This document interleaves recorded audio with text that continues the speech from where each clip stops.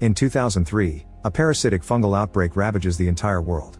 As years pass, more and more people die, as the infected transform into terrifying monsters who pass the illness through biting. 20 years after the initial outbreak, the world is in a post-apocalyptic state and controlled by a totalitarian regime. Joel starts traveling with Ellie, who is immune to the infection. Eventually Ellie is kidnapped by the Fireflies, a revolutionary militia group that is trying to find a cure. Afraid that Ellie may die during the operation to make the vaccine, Joel fights the Fireflies and rescues an unconscious Ellie from the hospital. When she wakes up and asks what happened, he lies and says that the doctors tried to make the cure using other immune people but failed. Meanwhile, the Fireflies bury all the people they lost during Joel's attack, and Abby swears revenge for the death of her father. 5 years later, Joel and Ellie are living in a community of survivors in Wyoming.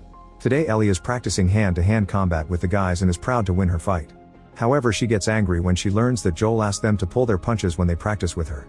A construction group working on building a new house discovers an old pipe that is filled with roots. Dina brings the news to Joel because he's the foreman and finds him fixing some breakers. She asks him to teach him, and while they chat, she realizes that he's been going to therapy. Joel asks her to keep the secret. Out on patrol, Ellie and Joel's brother Tommy kill some infected with a sniper rifle and notice that the number of infected in the area has increased. After finishing for the day, Tommy wants to put Ellie on gate watch, but she guesses Joel told him to, so she convinces him to keep her in patrol. Later, a new group of refugees arrives. Maria worries about the lack of room and Joel suggests they should look after their own, which means leaving the refugees out in the wild. Maria reminds him that he was once a refugee too. Afterward, Joel goes to therapy with Gail to complain about the rocky state of his relationship with Ellie. Gail points out that Joel has been going in circles for the last few sessions and should just tell Ellie the truth. To show an example of how honesty can heal, she admits that she hates Joel because he killed her husband Eugene. Then she asks him to say what he's afraid of saying, so a crying Joel says, "I saved her," before leaving. The next day, Ellie goes on patrol with other refugees, including her crush Dina. On the road they discover a trail of blood, so Ellie pushes ahead while ignoring the warnings from the others. Dina follows her and together they find the bodies of a bear and several infected. It seems they killed each other in a fight. There's blood on the wall of an abandoned market that indicates there may be a surviving infected inside, so the duo goes in to investigate. When they approach a window, they hear some noises that indicate there are two infected. The girls split and Ellie finds an infected first. She jumps on its back and stabs it until it falls dead. Dina joins her after killing the other one, and on their way out, Ellie steps on a deteriorated floor area that breaks and makes her fall. While Dina searches for an exit, Ellie looks around and finds an infected. She gets her gun ready and yells at the creature, who quickly runs away. Ellie goes after it and the infected tries to attack from behind, but she hears it and opens fire. The monster dodges it and attacks Ellie from the side, managing to bite her stomach in the struggle. Thankfully, Ellie has a second gun and uses it to kill the infected. When Dina finally finds her, Ellie makes sure to hide her injury. Later, the girls report to the town council, explaining that the infected seem to be getting smarter. This makes everyone worry about the possibility of hordes forming. Then Ellie goes home and uses a knife to disguise the bite as a cut before stitching it. That night the town has a New Year's party. A drunk Dina asks Ellie to dance with her and starts flirting both verbally and physically, which ends with them kissing. They're interrupted by Seth, who reminds them this is a family event. The girls get ready to leave, but Seth calls them a slur, so Joel shoves him to the floor while telling him to get out. After the guy leaves, Ellie snaps at Joel, saying she doesn't need his help. This causes Joel to leave in shame. Meanwhile, the roots in the broken gas line are growing, revealing to have the fungus. On the mountain, Abby's group sees the town from afar. When they stop at a lodge for the night, Abby has a nightmare in which she sees herself before finding her father's dead body. Once she wakes up, she watches the town with her friends. It seems the place it's not just a small camp, it's a well-fortified city with patrols that will make it hard to sneak in. In the morning, Ellie wakes up to find the town on high alert. It turns out that last night, the patrol found a pile of dead infected that were concealing a live horde underneath the snow. Tommy leads a meeting in the restaurant, reminding everyone of their emergency plan. If the alarm is rung, all non-combatants are to barricade in basements and cellars while the rest will take to the rooftops with guns. After the meeting, Seth apologizes for his behavior and offers some packed food for the patrol shift, but Ellie doesn't take it. She and Dina's ex Jesse leave for their patrol and notice there's a snowstorm oncoming. Soon all the different teams report losing visibility and Tommy uses the radios to tell them to come back. Jesse and Ellie are too far to return safely, so after storing their horses in a stable, they hide in a store. They find some Mary Jane plants there and a firefly pendant, so Jesse explains that they used to belong to his former patrol partner Yoon, who quit the Fireflies because he got tired of killing people. Joel had to kill the guy after he was infected. In the mountains, Abby sees Joel and Dina on patrol and tries to follow them. However, when she tries to go down, she slips and rolls down a hill. This area is full of infected buried in the snow, who immediately wake up when they hear her.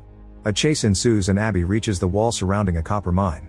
She climbs the ladder while kicking all the infected that try to grab her legs and successfully jumps to the other side.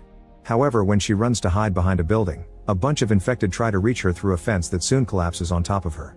Abby crawls as fast as possible and leaves the narrow space, but unfortunately the fence breaks and an infected jumps on her. Before it can bite her, Joel shoots the creature in the head and helps Abby hide with him inside the building. Dina is waiting with the horses and explains they can't return to town because of the storm. The infected are pounding on the door, so Abby tells them about the lodge in the mountains. They agree to go with her and leave on the horses right before the infected break the door down. In town, Tommy tries to contact Joel and Dina because they're the only ones that haven't answered yet, but there's still no response. Jesse and Ellie hear the call on the radio and immediately go back outside to search for them. Meanwhile, the construction group breaks the pipes and finally finds the fungus, which attracts all the infected in the area. The horde chasing after Joel's team suddenly turns around and heads to the town instead. A guard sees them and raises the alarm, sending all civilians to hide in basements. Fighters rush to the wall with their weapons and throw oil barrels at the incoming horde. Then they light them up to start a big fire that kills lots of infected. The ones remaining are shot down one by one. Suddenly the infected move out of the way to let a larger creature known as a bloater pound on the wall, finally breaking it. People on the roofs open fire while Tommy and a few others block the street with flamethrowers. He shoots at the bloater to keep it away from buildings, and once it's close enough, he burns it to death right before he runs out of fuel. Maria runs through the chaos to reach the kennel and releases the hounds, who kill both the infected and bitten humans before they turn. At the lodge, Abby introduces her friends to Dina and Joel. As soon as they hear his name, they take Dina hostage to make Joel surrender. While the others put Dina to sleep with a sedative, Abby tells him that the fireflies don't exist anymore and demands the truth. He admits he was the one who attacked the clinic and Abby shoots him in the leg. Then she makes her friend tourniquet his wound while telling Joel that he killed her father, who was a doctor in the clinic. Joel asks her to shut up and do it already, so Abby starts beating him up with a golf club. Outside, Ellie sees the horses near the lodge and goes in to investigate. She follows the noises and finds Abby beating up Joel. Before she can react, Abby's friends tackle her and capture her. As Ellie yells Joel's name, he tries to move, however Abby stabs him in the neck to kill him. A crying Ellie has a breakdown and swears to kill them all in revenge. The group ignores her and leaves the lodge. Then Ellie crawls to Joel's body and hugs him. In town, the locals finish killing the last infected and deal with the fires. Soon Dina and Jesse bring Ellie while making the horses drag Joel's body. Sometime later Ellie wakes up in the hospital, but she suffers a trauma-induced flashback to Joel's death, so a nurse sedates her. 3 months later, the town is still rebuilding. A doctor checks on Ellie and announces her body is finally healthy enough to leave the hospital, but first she needs a psych test. Gail chats with Ellie and tries to discuss her relationship with Joel, however Ellie isn't in the mood and doesn't give her much information. A frustrated Gail ends up letting her leave anyway. When Ellie gets home, she finds all the tributes the locals left for Joel. After looking around the house, she takes Joel's revolver and jacket, but smelling his scent on the fabric causes her to have a breakdown. When Ellie hears Dina arrive, she cleans her face and pretends she's fine.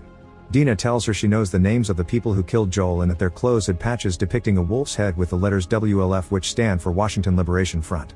This is a group of rebels that fight against the army and are located in Seattle. Then Ellie takes this information to Tommy and asks him to send a team on a revenge mission, so Tommy promises he'll take it to the council. Meanwhile in the woods, a group from a religious sect known as the Seraphites makes their way along a trail. The leader communicates with the scout using whistling, that way they know the road ahead is clear. The leader's daughter asks him why the prophet won't protect them, so her dad explains that the prophet isn't magic. She died some time ago and they only get to carry her philosophy. Suddenly the scout sends a warning whistle that means wolves are coming, so everyone rushes to hide.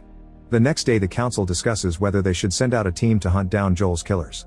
Many people argue against it, pointing out that they can't spare anyone when they're still rebuilding and need security at the wall. Seth shocks everyone by voting in favor of avenging Joel. Ellie has prepared a whole speech and explains that this isn't about revenge, it's about justice. It gets her some support, but in the end the vote against the plan wins. Refusing to give up, Ellie rushes home and starts packing to leave alone. Dina visits her and surprises her by saying she's coming too. She's even prepared a safe route on a map. In the middle of the night, the girls meet with Seth, who brings them a horse and better weapons. Ellie shakes his hand before they leave. In the morning, they stop by Joel's grave and Ellie gets to say goodbye by leaving some coffee beans. For the next few days, the girls ride the horse to travel and keep themselves entertained with road games or stories. One night they stop to camp because of the heavy rain, and they finally discuss the kiss. At first they agree it was just a drunk thing that meant nothing, but before falling asleep Dina says she hadn't been that drunk. When their travels continue, the duo finds the dead body of the religious scout. They see the symbol of his organization but don't recognize it, and the bullets indicate he wasn't killed by the army. Dina searches the bushes only to quickly come back and vomit. When Ellie takes a look, she's horrified to discover the bodies of the whole religious group, including the young girl. She can't help wondering if Abby's people did this. Sometime later they finally make it to Seattle and are surprised by how quiet it is. Meanwhile in the Space Needle, a soldier gives an all-clear signal on the radio. Then a huge group of wolves with armored vehicles marches through the city. A flashback shows an army team patrolling the Seattle quarantine zone.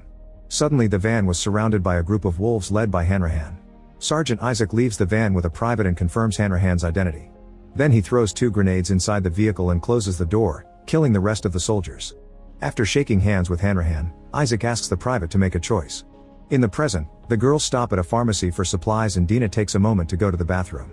Then they continue their journey, finding tons of bodies and abandoned army vehicles along the way. When Dina takes a look with her binoculars, she notices the letters WLF on a satellite dish on top of the TV station. They agree to strike at night and hide inside a music store for now. Ellie finds a guitar and plays a song for Dina. In an abandoned restaurant kitchen, Isaac is heating a pan for torture. His prisoner is a member of the Seraphites group that Isaac mockingly calls scars, and his wounds show he's been tortured for a while. Isaac burns him with the pan to try to get him to talk about the scars' next attack, but the guy just keeps praying and even offers his hand for the next round. Realizing this man won't talk, Isaac kills him with a shot. That night, Ellie and Dina enter the TV station by climbing through a broken window.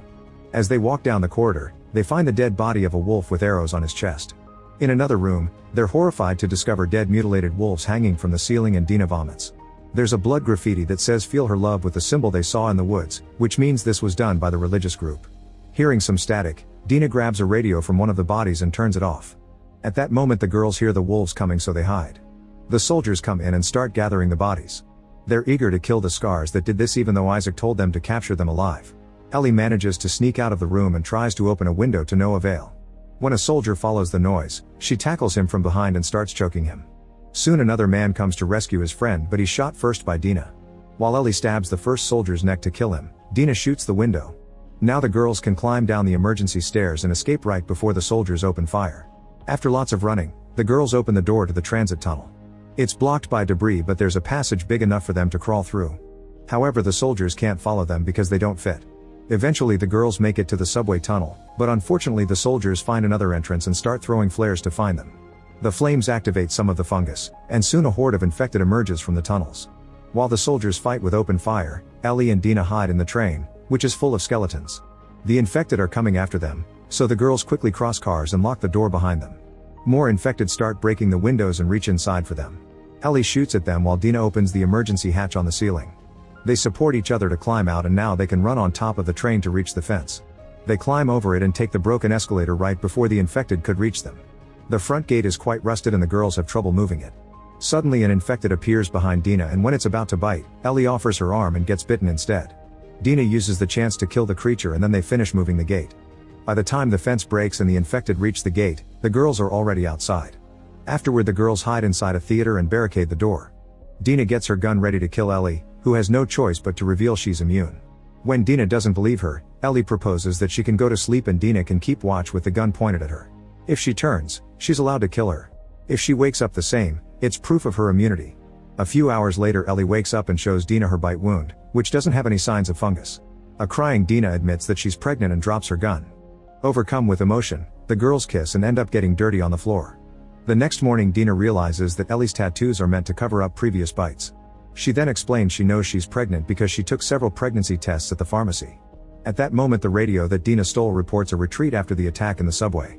The voice mentions one of the names from Abby's group being based in the hospital. The girls rush to an upper floor and notice smoke from an armed conflict near the hospital. Ellie says they should stay out of the fight because of Dina's condition, however Dina wants to keep going. Meanwhile at the hospital, Hanrahan bursts in to find several wolves standing guard in front of the sealed entrance to the basement. Then she meets Sergeant Elise and interrogates her about her decision to kill several of her own men, including her son. Elise explains she was leading an operation to clear the hospital of infected, including the basement, which was ground zero for the outbreak in Seattle. The team found fungus in the walls but also in the air, so everyone was immediately infected. Elise's son called her and asked her to seal the door to prevent the team from escaping after transforming. Hanrahan agrees that was the right thing to do and offers her condolences. In the theater, Dina tries to figure out the wolves' movements based on radio broadcasts so they can find a safe path to the hospital. She finds a route that will take them through a warehouse, and Ellie guesses that the area is not monitored because it's filled with infected. However, they have no other choice. As the girls cross the city, they discover a pile of dead Seraphites below a mural of their prophet. Dina almost throws up and Ellie offers to take her home again. This makes Dina snap and share the story of the first person she killed. It was a raider who killed her family. Dina is eager for revenge too, so they agree to continue together. That night, the duo carefully sneaks around to avoid the wolves' searchlights and successfully enters the warehouse. In a large open room, they find a dismembered body and an infected hiding nearby. The duo starts making a plan of attack, only to discover there are many more infected surrounding them from every direction. Ellie tells Dina to hide while she takes on the infected directly and kisses her before splitting. Dina rushes to hide in a cage and shoots the infected that get too close, but soon she runs out of ammo and the creatures start breaking the cage. Ellie also shoots as many monsters as possible, however there are too many of them and she gets tackled to the ground. Suddenly someone opens fire from the shadows and kills so many infected that the survivors run away. When the person comes closer, the girls discover it's Jesse. The trio leaves the warehouse and the searchlight immediately finds them, so Jesse shoots at a few soldiers while they run. They manage to hide in the park and the wolves don't follow them, which means there must be something dangerous there. As they sneak around, Jesse explains that Tommy is in the city too. Suddenly they hear some whistling and discover that the Seraphites are in the park. They've captured a wolf who tries to offer information in exchange for his life. However, the group hangs him and disembowels him with a sickle. At that moment someone whistles to give away the teen's location and an arrow lands in Dina's leg. Ellie orders Jesse to take Dina to the theater while she leads the Seraphites away. A chase ensues and Ellie has to dodge arrows as she runs. When she sees a tree with huge roots, she hides inside and the Seraphites lose track of her. After they leave, Ellie sneaks out of the park and discovers she's near the hospital. There are many guards around and even a dog that starts barking when it hears her. However, Ellie moves fast and enters the hospital through a hole in the wall. Inside, Ellie finds one of Abby's allies named Nora, who refuses to tell her where Abby is. Nora throws a container of rags at Ellie and runs away while yelling for help. As Ellie chases after her, soldiers appear with open fire. Nora finds herself at a dead end and tries to escape by climbing into the shaft, but the elevator falls and drops her in the basement. Ellie keeps shooting from above so Nora has no choice but to enter the basement, and Ellie immediately follows her. There are fungi all over the walls and spores in the air. Soldiers are caught in the plants, including Elise's son. Nora is coughing on the floor and when she notices that Ellie is fine, she realizes she's the immune girl from the clinic. Since Nora still refuses to tell her where Abby is, Ellie starts beating her up with a pipe. A flashback shows Joel and Tommy as young boys in 1983. They recently got in trouble and were afraid of their father, who would surely hit them for it. Joel decided to confront his father and asked him why he hit them, so the man explained that their grandfather was worse to him. The dad swore he was trying to do better and expected his kids to do a little better than him someday too. In 2024, Tommy brought a loopy Ellie to her room, explaining to Joel that she was on painkillers after burning her arm during kitchen duty. Ellie admitted she wanted to be able to wear short sleeves again, referring to the bite scar that her burn now covered. The next morning it was her 15th birthday, so Joel surprised her with a cake and a guitar that had carved details he made himself. After eating, he played a song for her and promised to teach her. In 2025, Joel took Ellie on a field trip for her 16th birthday. They found a T-Rex statue that Ellie excitedly climbed before Joel took her to the museum to admire the space exhibit. They entered the real Apollo 15 command module and Ellie happily played with the switches. Then Joel gifted her a cassette tape with a recording of the countdown and launch of Apollo 11. Ellie vividly imagined herself launching into space.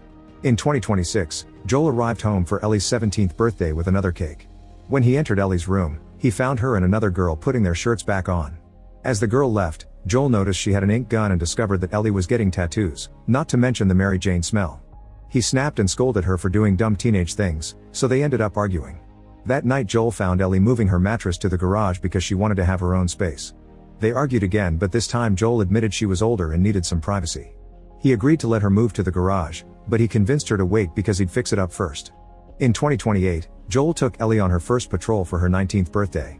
Joel tried to connect with Ellie by showing her the ropes of patrol and suggesting they spend more time together, but her responses were terse. She'd been planning to ask Joel for the truth about the clinic, but they were interrupted by a call requesting help for Eugene. The duo rushed to the cliffside and left the horses behind to climb down. They could hear the infected screeching and gunshots in the distance. Suddenly a horse ran by dragging a scout's body behind it. As the duo continued to explore, they found a dead infected on the ground. Eventually they found Eugene, who was bitten and wanted to say goodbye to his wife before he was put down.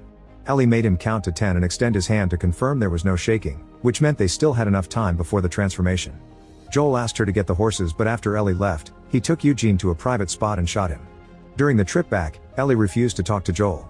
In town, Joel presented the body to Gail and invented some sweet last words from Eugene before telling her he self-deleted. A crying Ellie revealed the truth and Gail slapped Joel before sending him off. 9 months later, after the New Year's party, Ellie brought up the Eugene issue again and wondered if Joel lied about the clinic too. This time Joel finally admitted the truth. There were no other immune people and he took Ellie because the operation would have killed her. Ellie got furious because she thought that had been her purpose and he took it from her. Joel said that he would do it again because he loved her in a way she could never understand. He could only hope that one day she could be a little better than him with her own kids. In the present, Jesse takes care of Dina's arrow wound. He uses alcohol to disinfect it and asks her to drink a bit to deal with the pain, but she refuses without telling him why. Moments later Ellie comes back and is relieved to find Dina resting well. While Dina takes care of her girlfriend's wounds, Ellie explains that Nora mentioned Abby's location as a word she couldn't understand. It sounded like whale or wheel. She admits she left Nora to die and is scared of how easy it was. Then she tells Dina everything about the cure and the clinic incident. Dina doesn't know what to think and announces they should go home before turning away from Ellie. The next day Dina gives Ellie her bracelet as a good luck charm. Then Jesse and Ellie leave for the bookstore, where they're supposed to find Tommy. During their walk Jesse reveals he knows that Dina and Ellie are a couple now and wonders why Dina kept refusing alcohol. Ellie refuses to say anything but Jesse keeps talking until he guesses Dina is pregnant with his baby and complains about his child being stuck in a war zone because of Ellie. Moments later when the duo tries to take shelter from the rain, they hear gunshots and rush to hide. They watch how some wolf soldiers surround a Seraphite boy and take his clothes off to prepare him for torture. Ellie wants to help him, but Jesse forces her to leave with him because they're clearly outnumbered. At the wolves' base camp, Elise and Isaac discuss their next plan. Some officers are supportive but others seem to be against it. They also discuss Abby and her friends because they haven't heard from them in a while. Isaac is suspicious that all of Abby's crew has disappeared and admits he wants Abby to take his commanding role if he dies. However, Elise thinks that Abby buggered off and this isn't her fate. At the bookstore, Ellie and Jesse can't find Tommy. Ellie sees a children's book and grabs it for Dina. Then Jesse reveals he's in love with another girl who left for Mexico and she even invited him to come along, but he refused because he wanted to stay with his friends and family. They're suddenly interrupted by the radio picking up a broadcast from the wolves at the marina reporting an ambush by a mysterious sniper. Thinking it may be Tommy, the duo rushes to the upper floor to watch the coast and find the direction of the sniper fire. Ellie notices a Ferris wheel and whale mural on the aquarium, realizing that's what Nora meant. She wants to go after Abby but Jesse thinks Tommy is the priority and reveals he voted against this mission. An argument ensues and they end up splitting. Under the heavy rain, Ellie arrives at the docks and watches Isaac and her soldiers leave on boats for a nearby island. She gets on a boat too and tries to reach the aquarium, but the storm is making the waves too strong and they turn her boat over. Eventually she reaches the shore and the Seraphites immediately capture her. Ellie tells them she's not a wolf, however they hang her up anyway.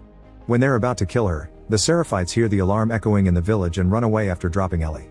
Afterward Ellie gets back on the boat and heads to the aquarium again while watching the explosions on the island, meaning the wolves have attacked the Seraphite village. When Ellie reaches the aquarium, she climbs to the roof and enters the building through a broken skylight. Many objects indicate that a few people live here. She follows some footprints and finds Mel and Owen, who are discussing their plan to leave with Abby. Ellie reveals herself and holds them at gunpoint while asking them to point on the map where Abby is. Owen pretends to reach for the map but grabs a gun instead, so Ellie immediately shoots him. The bullet passes through Owen and wounds Mel, who collapses. A desperate Mel opens her jacket and reveals she's pregnant, so she asks Ellie to open her stomach and retrieve the baby before she dies. Once Ellie has a knife, Mel tries to tell her what to do but she uses medical terms that Ellie doesn't understand. In the end Mel dies and so does the baby, so Ellie has a breakdown. At that moment she's found by Tommy and Jesse, who quickly take her back to the theater. Moments later while the group is looking at a map to find a safe way home, they hear some noises in the lobby. They run to check and Jesse is immediately shot in the head.